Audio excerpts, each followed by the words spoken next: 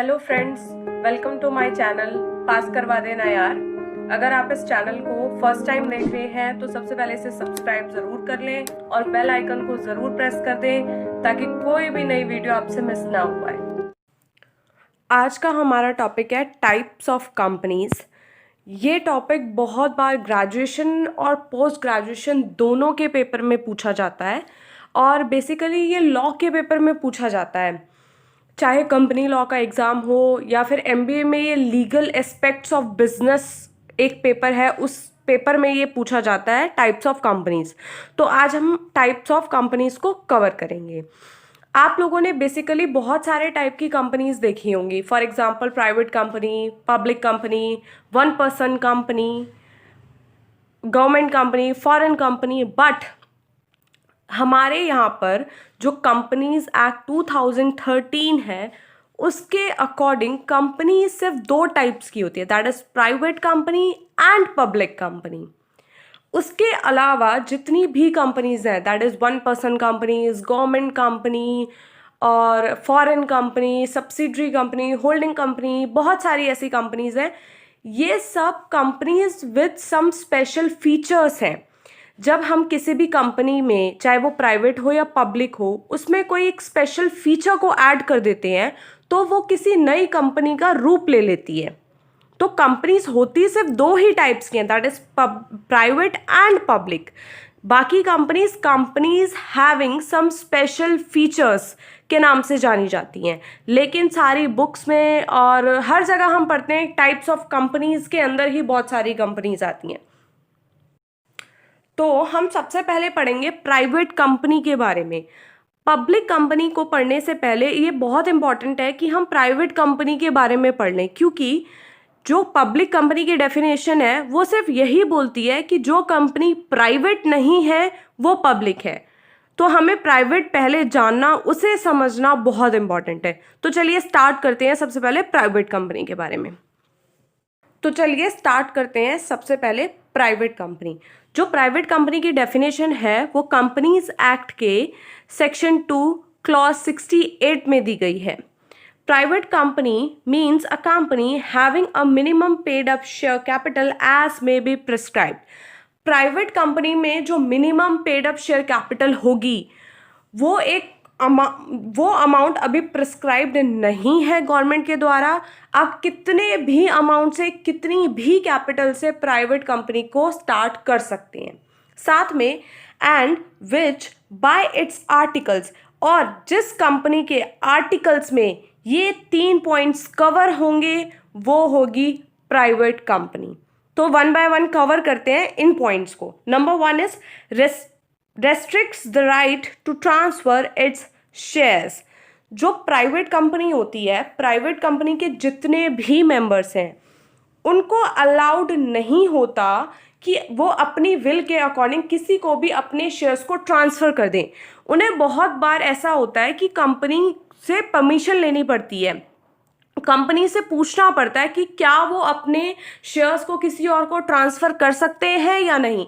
ये share transfer के right को टोटली प्रोहिबिट नहीं करता, बिल्कुल मना नहीं है कि आप ट्रांसफ़र ही नहीं कर सकते, लेकिन कुछ रेस्ट्रिक्शंस हैं जिन रेस्ट्रिक्शंस को फॉलो करना पड़ता है कंपनी के मेंबर्स को अपने शेयर्स को ट्रांसफ़र करने से पहले।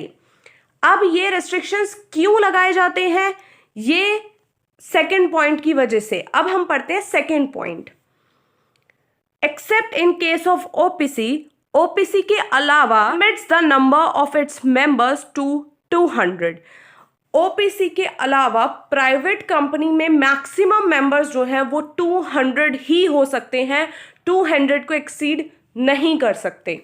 जो मैक्सिमम लिमिट है प्राइवेट कंपनी में मेंबर्स की वो सिर्फ 200 हो सकती है, 200 से ज़्यादा इंक्रीज नहीं हो सकते हैं। लेकिन इस 200 की काउंटिंग में कुछ लोगों को एक्सक्लूड किया गया है, कुछ लोग जो हैं वो इस 200 की काउंटिंग से बाहर हैं।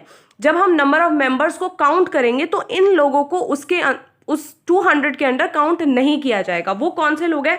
Person who are in the employment of the company and जो लोग इस वक्त कंपनी में काम कर रहे हैं और साथ में उनके पास कंपनी के शेयर्स भी हैं, दैट इज वो कंपनी के एम्प्लॉयज भी हैं, साथ में मेंबर्स भी हैं, तो उन्हें हम मेंबर्स की काउंटिंग में 200 में काउंट नहीं करेंगे। Second one is person who having been formally in the employment of the company were members of the company while in that employment and have continued to be the members after the employment ceased। Second point बोल रहा है कि कुछ लोग जो company में पहले employees थे और मेंबर्स भी थे, वो अब एम्प्लॉयज नहीं रहे हैं, कंपनी छोड़कर जा चुके हैं, बट स्टिल वो कंपनी के मेंबर्स हैं, वो कंपनी के शेयर होल्डर्स हैं, उनके पास कंपनी के शेयर्स हैं। तो ऐसे लोगों को भी हम मेंबर्स की 200 की लिमिट में काउंट नहीं करेंगे। ठीक है, तो ये सेकेंड पॉइंट की वजह से ही रिस्ट्रिक्शन लगाए जाते हैं शेयर्स को ट्रांसफर करने के लिए। फॉर एग्जांपल कि कोई एक शेयर होल्डर है जिसके पास सपोज 10 शेयर्स हैं और वो ट्रांसफर करना चाहता है, और अगर वो ट्रांसफर कर दे 10 शेयर्स को ट्रांसफर कर दे पार्ट्स में, किसी को 2 दे दिए, 4 दे दिए, 6 दे दिए, लेकिन वो नंबर एक्सीड कर जाएगा। फॉर एग्जांपल कंपनी के अभी जो शेयर होल्डर्स हैं वो 199 पे हैं, तो जो शेयर होल्डर है वो ट्रांसफर करना चाहता है अपने 10 शेयर्स को 2 लोगों में 5-5 करके, तो जो लिमिट्स है मेंबर की वो एक्सीड कर जाएगी। इसीलिए ये रेस्ट्रिक्शन लगाया गया है प्राइवेट कंपनी में कि जब भी आप अपने शेयर्स को ट्रांसफर करना चाहते हैं तो आप कंपनी से पहले last point is prohibits any invitation to the public to subscribe for any securities of the companies. जो प्राइवेट कंपनी है, प्राइवेट कंपनी अपने जो शेयर्स है वो सिर्फ प्राइवेट प्लेसमेंट से ही बेच सकती है, 1-to-1 अरेंजमेंट से ही बेच सकती है। 1-to-1 अरेंजमेंट या प्राइवेट प्लेसमेंट का मीनिंग होता है कि जो कंपनी है या कंपनी के प्रमोटर्स हैं वो अपने रिलेटिव्स को, अपने फ्रेंड्स को, अपने नोन को या अपने ही कंपनी के एम्प्लॉयज़ को, सिर्फ इन्हीं लोगों को ही शेयर्स बेच सकते हैं। प्राइवेट कंपनी जो है कि वो जनरल पब्लिक को इनवाइट करे कि आप हमारे सिक्योरिटीज़ को, आप हमारे शेयर्स को सब्सक्राइब करके उसे खरीदें। जी नहीं, प्राइवेट कंपनी अलाउडेड नहीं है कि वो जनरल पब्लिक से मनी को रेज करे। प्राइवेट कंपनी से 1-to-1 अरेंजमेंट और प्राइवेट प्लेसमेंट से ही पैसा इकट्ठा कर सकती है, अपनी कैपिटल इकट्ठी कर सकती है। तो ये थी प्राइवेट कंपनी की लीगल डेफिनेशन, जिसमें बताया गया है कि प्राइवेट कंपनी की एक मिनिमम शेयर कैपिटल होगी जो अभी गवर्नमेंट के द्वारा प्रिस्क्राइब्ड नहीं है। आप कितने भी अमाउंट से प्राइवेट कंपनी फॉर्म कर सकते हैं, और प्राइवेट कंपनी के आर्टिकल्स में 3 रेस्ट्रिक्शंस होते हैं, 3 क्लॉजेस होना इंपॉर्टेंट है। दैट इज कि वो की रेस्ट्रिक्ट करती है शेयर ट्रांसफ़र के राइट को, साथ में मैक्सिमम जो मेंबर्स हैं वो हो सकते हैं सिर्फ 200, उसमें से कुछ लोगों को एक्सक्लूड किया गया है। एंड लास्ट वन इज कि प्रोहिबिट करती है जनरल पब्लिक से मनी रेज करने के लिए। अब प्राइवेट कंपनी के बारे में कुछ और चीज़ें, there should be at least 2 persons to form a private company. Private company फॉर्म करने के लिए, प्राइवेट कंपनी को शुरू करने के लिए एटलीस्ट 2 लोगों का होना ज़रूरी है। 2 लोग, मिनिमम 2 लोग मिलकर प्राइवेट कंपनी को फॉर्म कर सकते हैं और शुरू कर सकते हैं। The name of a private company must and with the word private limited. जितनी भी प्राइवेट कंपनी है उन कंपनीज के नाम के बाद में प्राइवेट लिमिटेड लिखा होना इम्पॉर्टेंट है, ज़रूरी है।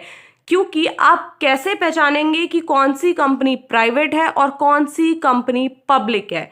तो आप उसी के नाम से पहचान सकते हैं कि कंपनी प्राइवेट है या पब्लिक है। अगर कंपनी के नाम के एंड में लिखा हुआ है प्राइवेट लिमिटेड तो वो कंपनी प्राइवेट कंपनी है। A private company should have at least 2 directors. Private company में एटलीस्ट 2 डायरेक्टर्स का होना इंपॉर्टेंट है।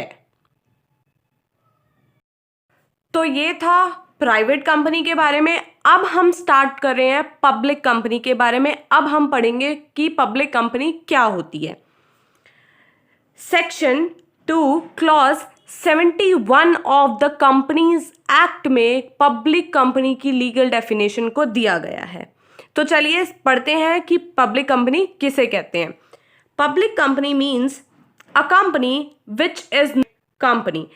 पब्लिक कंपनी वही है जो प्राइवेट कंपनी नहीं है, and has a minimum paid up share capital as may be prescribed. और उसमें मिनिमम जो शेयर कैपिटल है वो उतनी होनी चाहिए जितनी गवर्नमेंट के द्वारा प्रिस्क्राइब्ड हो। लेकिन अभी तक गवर्नमेंट ने कोई भी मिनिमम शेयर कैपिटल को प्रिस्क्राइब नहीं किया है। आप कितने भी अमाउंट से पब्लिक कंपनी को स्टार्ट कर सकते हैं। Provided that a company which is a subsidiary of a public company shall be deemed to be a public company even where such subsidiary company continues to be a private company in its articles। इसका मतलब यह है कि जो subsidiary company है public company की, उसे भी पब्लिक कंपनी ही माना जाएगा, चाहे सब्सिडरी अपने आर्टिकल्स में प्राइवेट कंपनी ही क्यों ना हो। अब सब्सिडरी कंपनी क्या होती है ये भी हम कवर करेंगे इसके बाद। पहले इस पॉइंट को समझ लेते हैं। फॉर एग्जाम्पल, एक कंपनी है ए और एक कंपनी है B. A company public company है and B company private company है। जो बी कंपनी है वो ए की सब्सिडरी कंपनी है, तो बी को भी हम पब्लिक कंपनी ही मानेंगे। हालांकि वो अपने आर्टिकल्स में प्राइवेट कंपनी ही है, उसके आर्टिकल्स में वही 3 रेस्ट्रिक्शंस हैं, वही 3 क्लॉजेज हैं जो हम प्राइवेट कंपनी की डेफिनेशन में पढ़ चुके हैं। तो ये थी पब्लिक कंपनी की लीगल डेफिनेशन। अब हम पब्लिक कंपनी के बारे में कुछ और फैक्ट्स को पढ़ते हैं। There should be at least 7 persons to form a public company। Public company को शुरू करने के लिए एटलीस्ट 7 लोगों का होना जरूरी है। 7 लोग मिलकर पब्लिक कंपनी को फॉर्म कर सकते हैं और अपना बिजनेस स्टार्ट कर सकते हैं। Name of every public company must and with the word limited. जो पब्लिक कंपनी है उसके नाम के एंड में क्या होना जरूरी है? लिमिटेड वर्ड का होना जरूरी है। अब पहचान कैसे होगी कि कौन सी पब्लिक कंपनी और कौन सी प्राइवेट कंपनी? पब्लिक कंपनी के नेम के एंड में होगा लिमिटेड एंड प्राइवेट कंपनी के नेम के एंड में होगा private limited. Public company should have at least 3 directors. एक पब्लिक कंपनी में एटलीस्ट 3 डायरेक्टर्स का होना बहुत इंपॉर्टेंट है। 3 डायरेक्टर्स होना कंपल्सरी है। तो अगर आपको ये वीडियो अच्छी लगी हो तो इसको लाइक करें, सब्सक्राइब करें चैनल को और इस वीडियो को अपने फ्रेंड्स के साथ ज़रूर शेयर करें। इस वीडियो के और लास्ट वीडियो के जो नोट्स हैं वो आपको डिस्क्रिप्शन बॉक्स में लिंक मिल जाएगा, उसमें सारे नोट्स गिवन हैं, आप वहाँ से इजीली डाउनलोड कर सकते हैं। और बाकी हमें इंस्टाग्राम पर फॉलो करना ना भूलें, आईडी गिवन है डिस्क्रिप्शन बॉक्स में। Thank you so much.